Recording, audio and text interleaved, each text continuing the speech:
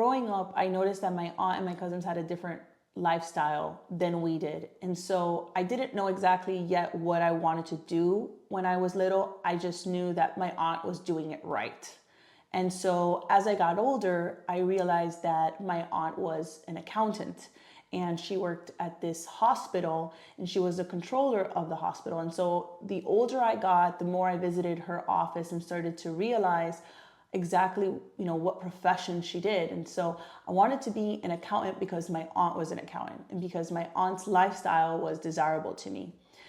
It wasn't until I took accounting in college that I actually fell in love with accounting.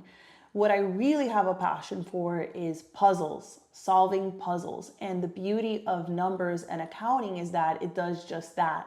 Debits and credits are something that equal, they balance. And so it brings me great joy that, a long time ago, my aunt really inspired me to be an accountant without even her knowing it.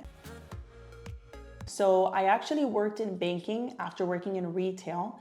And I was in college at the time taking accounting courses. And I knew that if I was going to be desirable for large firms, for large accounting firms, I needed to have some work experience. And so what I did was I started collecting business cards of the customers that would come into the branch that specifically worked at or owned an accounting firm.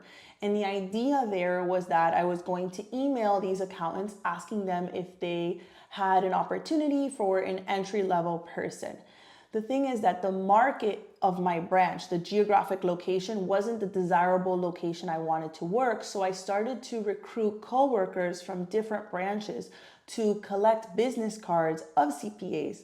And they would, at the time, send me pictures and I would use the email from the business card to just do a cold outreach to get a job. That outreach ended up being favorable, and there was an accountant that did respond and did hire me, and I spent the next 5.5 to 6 years gaining experience in this industry, from data entry to bank recs to tax return preparation to hiring and training others and really understanding the business model of an accounting firm.